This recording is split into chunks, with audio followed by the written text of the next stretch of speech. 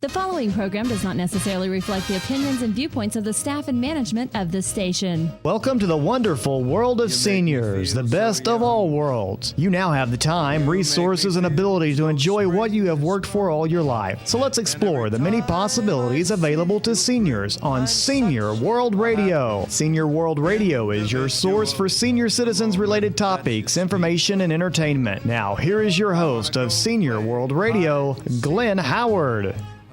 It's such a delight for me today to have a gentleman by the name of Ed Vezey. Ed, 94 years old, is a survivor of the USS Oklahoma, a ship that was made famous, I guess it's famous before, but even more so after the events of Pearl Harbor. Ed, I'm so glad you came in the studio. Just looking forward to this time of visiting with you.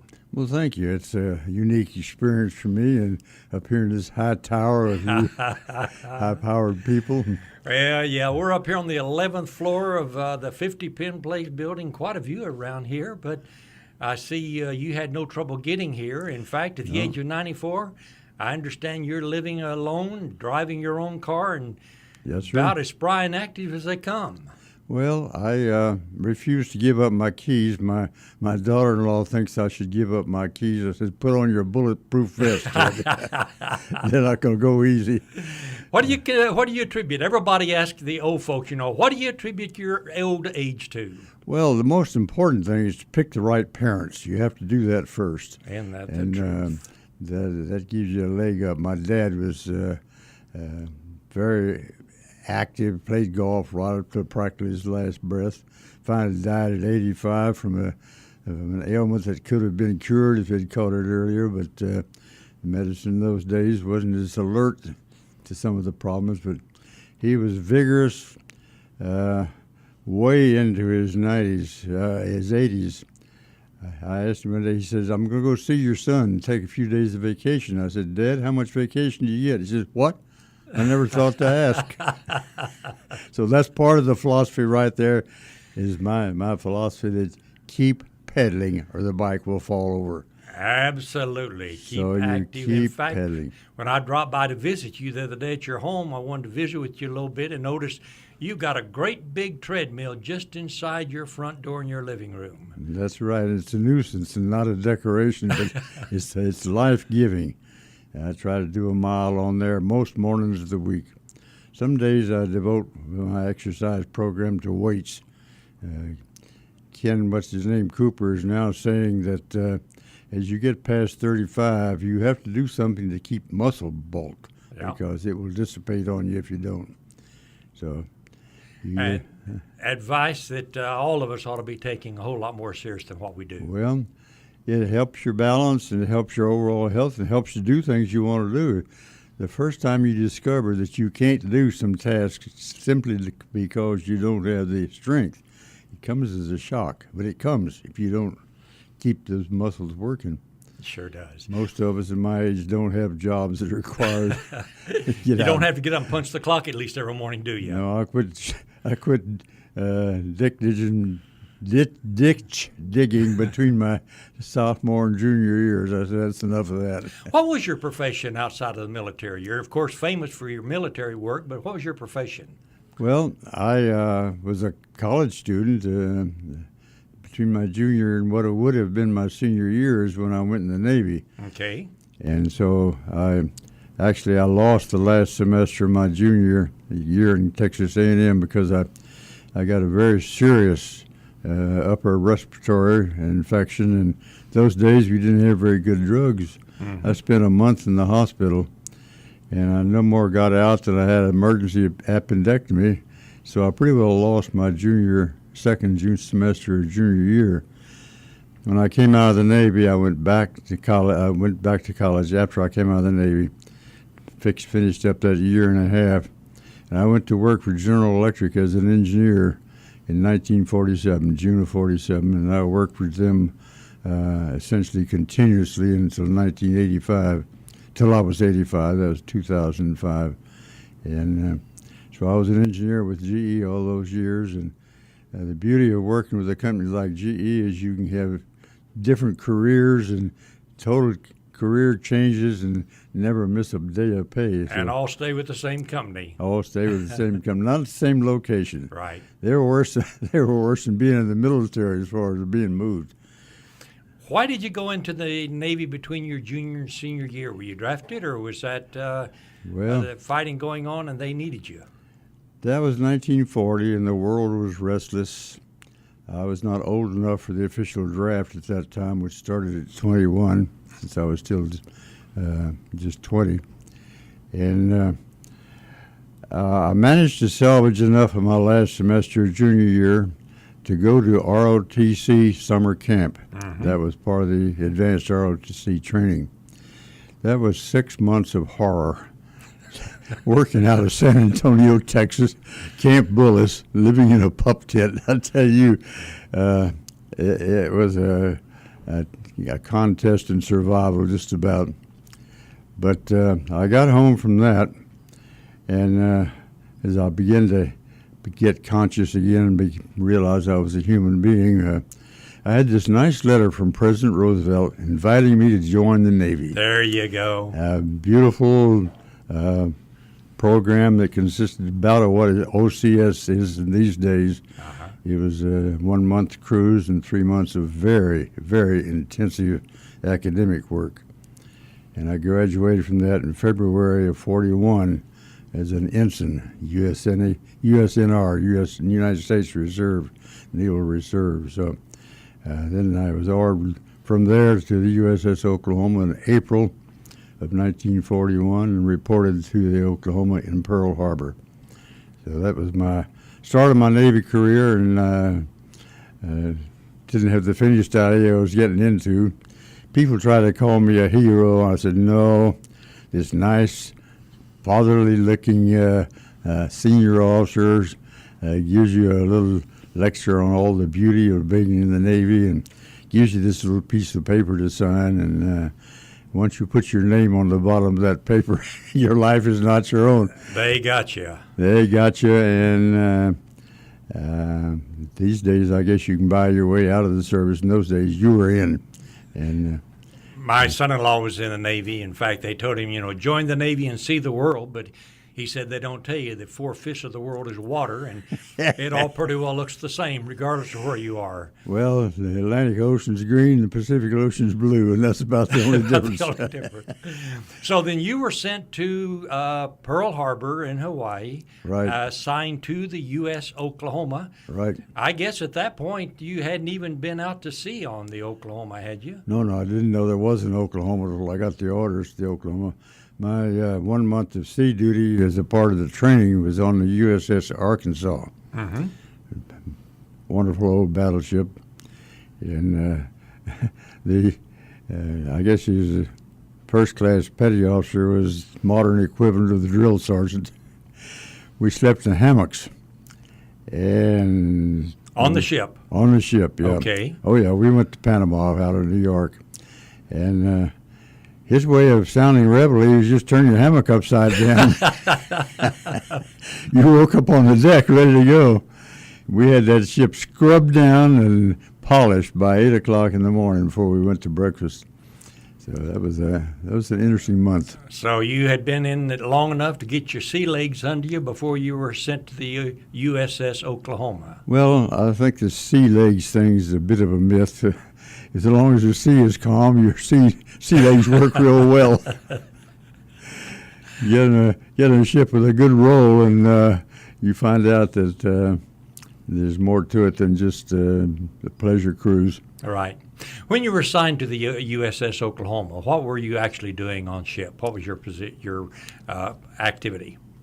Well, I guess I gravitated naturally towards gunnery work, although at that time I started out in the guns, and before we had radar, you had to use eyes, and so they asked for a specialty group of lookouts that had to be people preferably with college degrees that could take standing and looking at the horizon for endless hours seriously, and it was a special team whose battle station was the very top of the mast. So you were probably 60, 70 feet above the water, and you spent your day with a pair of binoculars glued to your eyeballs because there was no other way to know the enemy was coming at that point. There was none of the ships in our formation had radar at that time. In fact, we didn't know what it was. California showed up with a big, looked like an old-fashioned bed spring on her top of her foremast. Everybody wondered what that was, and they said, "Don't ask." And it was radar, the first radar. Later found out that was radar. Yeah. December the 7th, 1941. What were you doing, Ed? What was I doing? Well, we had been to sea. We spent a lot of time at sea in those days, and we were basically on a wartime footing at sea. We actually had standing orders to open fire without challenge any vessel that came into our area. People don't realize that, but we were, for all practical purposes, on a wartime basis. There's a lot of time on deck and manning our guns. And we'd fired a really good gunnery practice, the big annual gunnery practice in which you get to put a big E on your mast if you do well. And the captain would have a fit if we didn't have a big E on our mast. And anyway, I guess I'm daydreaming back to those days. That's okay. That's what we want. Tell us about it. The next day, the Sunday, we'd been at sea a long time and all tired. And the old man said, "Hey, all hands that don't have duty can take liberty and go." So my roommate and I had two young officers, shared a room at that time. And we were still lolling in our bunks. And we had a serious problem for two young engineering-minded officers. And it was, should we go swimming first and then eat breakfast, or should we eat breakfast and then go swimming? Oh, the terrible dilemmas of life, the decisions you got to make. Serious problem that we had. Well, it wasn't a serious problem, but either route would have been all right, but we were in no hurry. At that time, we were on Battleship Row. Just to give you a picture, Ford Island sits in the middle of Pearl Harbor, north and south orientation. And on the east side of Ford Island, there was a row of concrete piers, just small piers. And the battleships tied up to those piers. Each pair of battleships would take two of those piers and tie up. The Maryland was tied up to a pair, and we were tied up to the Maryland. So the Maryland was alongside the island, and we were facing out in the channel, which happened to be a nice long channel called East Lock, which goes past what was in the submarine base. Ed, hold that thought right there. We got to take a break for a second. We're going to be coming right back. This is Glenn Howard, Senior World Radio, talking to Ed Vezey, survivor of the USS Oklahoma. Hey, don't go away. We'll be right back. You're nobody till somebody loves you. You're nobody. Have you ever had a problem, but it seemed like there was no one who could help? You spent hours calling around, being referred from one place to the next. Well, not anymore. I want to tell you about a free and easy-to-use service in Oklahoma. 211 is a simple 3-digit phone number to get help or to give help when you don't know where to turn. Dialing 211 only takes a minute, and you are connected with a caring Oklahoman who will help you find the assistance you've been looking for. With access to over 13,000 programs, Heartline 211 can connect you to local resources for many different needs, including health care, food, counseling, rent assistance, disability assistance, job services, and much more. 211 is a service of Heartline, a United Way partner agency. 211, the right first call to get help or give help 24 hours a day. Hi, my name's Jason Ledlow, president of UT Phone, the ultimate telephone service. We're proud to be a sponsor of Senior World Radio with Glenn Howard. UT Phone is dedicated to providing Oklahomans affordable telephone service all across our great state. We have Lifeline home phone service starting at just $1.95. That's right, just $1.95, and most of Oklahoma's seniors qualify for this reduced home phone service. They get to keep their old home phone number, and it even includes long distance. Another great feature of UT Phone's customers really like is that it includes repair service. That's right, any repairs at no additional charge. With many telephone services charging $40 to $50 per month, it makes sense to switch your service to UT Phone. This service is a federal program that is provided through the Universal Service Fund. There is only one per household, so make it UT Phone's home phone service for $1.95. Give us a call at 800-996-0098. Again, call 800-996-0098.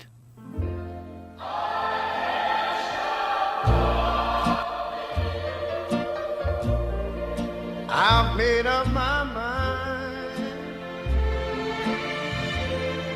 to live in memory. Thanks so much for joining me. I'm Glenn Howard, Senior World Radio. I have Ed Vezey here in the studio with me. Ed is a survivor of the U.S. Oklahoma. Just before the break, we were talking about December the 7th, 1941. Ed was sharing with us some of the experiences in a life, or the day in the life of a naval officer on Pearl Harbor Day. Pick up there, Ed, and go ahead with your story. Well, as I mentioned before, we were making this decision of whether to go swimming or eat breakfast, and didn't really care which.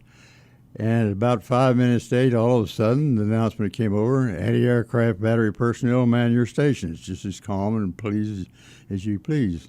So do you think it was a drill? Or? And our immediate response was, well, if they're going to throw a drill on Sunday morning, we're going to get dressed. So I just rolled out of my bunk and pulled off my pajama top when some young ensign who happened to be on deck and saw planes with red dots on the sides, he grabbed the microphone and he made the same report, only he used Navy language, right, which absolutely impossible for anybody to think of using on a battleship in those days. Well, that not only woke us up to the reality this was not a drill, but at that time we took the first hits and the ship shuddered. So now you were on the ship at that time. Yeah, on the ship, right, in our room, just stepping out of our bunks. So I grabbed my .45 and slipped my feet into my moccasins, had on my pajama pants, grabbed my pistol and bolted it on. My brand new, I still cry over that. Just bought a new cap, $17 I paid for that thing. Put that on and went off to battle. Well, Frank's battle station was below decks. The protocol at that time was an air attack, anti-aircraft personnel go topside. Everybody else goes below the armored deck for protection. And the standing joke between Frank and me, his name was Frank Flaherty. Standing joke was, well, Ed, in an air attack, I'll sit down in my nice cozy battle station, and when it's all over, I'll get a couple of sailors and a couple of swabs, and we'll come clean up whatever's left of you. Well, it didn't work out that way. It didn't work that way. Frank went to his battle station. He died there. He received the Congressional Medal of Honor for saving his crew at the cost of his own life. His crew was very vocal. If it hadn't been for Mr. Flaherty, we wouldn't have gotten out. We lost power very quickly, and as the ship rolled, he was in one of the main turrets. I'm sure all the ammunition began to break loose in there, and I'm sure he was caught. I don't know that. There's no clue as to what happened to him personally. But I went to my battle station, and even by the time I got there, the ship was covered with oil from the torpedoes striking the side. And we took at least 7 torpedoes, and they said maybe as many as 12. Our ship port side was just gone, and you couldn't really tell where the individual torpedoes had hit. But I got to my station, and I tried to get communication. And here's the real tragedy. Because we had an admiral inspection coming, we had to get the ready ammunition below decks. The ready ammunition was stored in lockers that had to be chilled in the tropics. And they were the jackets that covered those lockers leaked and stained the deck. Well, you can't have stained decks when the admiral's coming to spec, so we sent all ammunition below. There's people that thought we had ammunition topside, but I know better because I personally ordered my ammunition below, and I know my ammunition wasn't topside. Well, I was the only officer that reached battle station, and there were just one or two guys that had reached the station. Soon became very obvious we had lost power. We didn't hear any announcements there at all. It became obvious the ship was mortally wounded, and I told the guys, I said, let's get out of here. So they all scattered to their own choice of routes getting off. I very carefully folded my pistol belt and put it down and put my new hat right on top of it and headed for the high side of the ship. We rolled to port, just rolled like a log. And I followed the ship around as she rolled and eventually slid down the bottom when she had rolled over pretty far. And I messed around in the water there. Didn't think of it at the time, but you don't swim in Pearl Harbor. It was a cesspool in those days. Right. But it was covered with oil. And people don't realize it, but you can't swim in oil. You don't have enough buoyancy. So I swam around, looked at several options, and finally swam over to the Maryland. Some of the sailors there threw me a line, which I wrapped around myself, and they hauled me aboard. So 15 minutes from the time of the first alarm, I was standing on the top of the blisters on the side of the Maryland and looking back at my ship. So the SS Oklahoma went down in 15 minutes time. 15 minutes, you were either out of it or you were one of the few people that was rescued later by people penetrating the bottom. How many people do they think was lost in the USS Oklahoma? Well, you know, we didn't have computers in those days, so Right. we had only paper records, and they were all lost. We reconstructed those as best we could from the people that were there and memories. And there are some people that there were maybe 25 or 30 people just got rolled into the mud and are gone. We had 429 casualties, so the survivors must have been around 600. I don't know that any number was ever quoted, but about 600 survivors. But I'm not even going to try to tell you how you feel. I lost my pajama pants in the water, very nearly was killed Right. abandoning ship. It's not that simple. I think I was actually unconscious in the water for a while. When I came to, I was in a survival mode. But to stand first on the side of your own ship as it rolls, and then stand there on the side of the Maryland, look at your ship, the water running down the stack. The depth was such that as she was on her side, that part of the roll, the water was rolling. Actually, you can see it going down the stack. And you are back to zero. I had nothing, no clothes, no watch, no glasses, no credit, no wallet, no identification, zero. I know how a refugee feels now, because I was a refugee for quite a while. And it was kind of funny what some people do. I finally was pulled up on the deck of the Maryland, covered with oil, staining their beautiful decks. And one of my sailors was in the group that pulled me aboard, and he said, "Hey, that's my division officer." And an old chief petty officer of the Maryland was standing there. He pulled his pants off, gave me his underwear, his shorts, put his pants back on. And so I had a uniform then of a pair of shorts, Wow. underwear. But they turned the saltwater showers on. Yeah.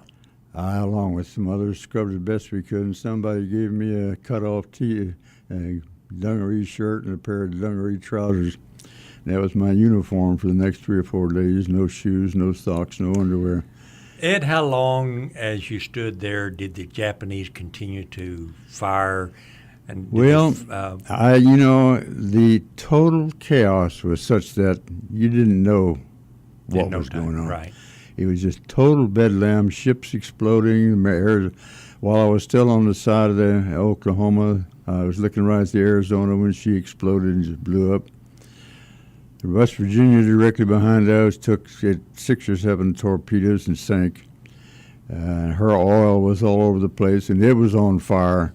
And believe you me, that's a pretty good accelerator when you're swimming, is to be in oil that's about to catch fire.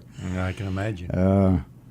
Pennsylvania was bombed in the dry dock. The Cassidy Downs were totally destroyed in dry dock. I've forgotten the name of the other destroyer, blew up. Just everywhere you were looking, it was just nothing but noise and chaos.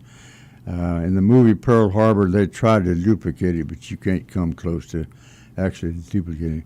But bombs were going off everywhere. Torpedoes were going off. Some of the ships got underway, got firing underway. The Maryland was shooting right across what was left of the Oklahoma. Just total. I lost an eardrum out of the whole thing. It's impossible to convey the picture of what being in the Pearl Harbor was at that moment. Several of your guys have continued, though, to get together and visit the Pearl Harbor and the site even up to this day, do you not? Yes, we do. We actually used to have our reunions somewhere in the States. We had several here in Oklahoma City, San Diego, and Washington State, because December 7th, which is, of course, the day we wanted to have the reunions, right, is during the school year. And a lot of the people that wanted to attend were tied to schools. We became what we call the Oklahoma family, which included children and grandchildren of survivors. And so we met in various places. But recently, there's so few of us that we wanted to go to Pearl Harbor, and so... Ed, I've got to bring you back. We have simply run out of time, and I'm not through talking to you. So between now and Pearl Harbor, I'm going to get you back on here again, and we're going to continue talking about what else going on. I'm Glenn Howard, Senior World Radio. We've been talking with Ed Vezey, a survivor of the USS Oklahoma, 94-year-old gentleman. Ed, thanks so much for coming in. It's been a delight to have you. We got to go. Join us again this same time next week. Until then, be good to yourself and everybody you know. We'll see you next week. Bye-bye now. I'm on the top of the world looking down on creation, and the only explanation I can find is the love that I've found ever since you've been around. Your love's put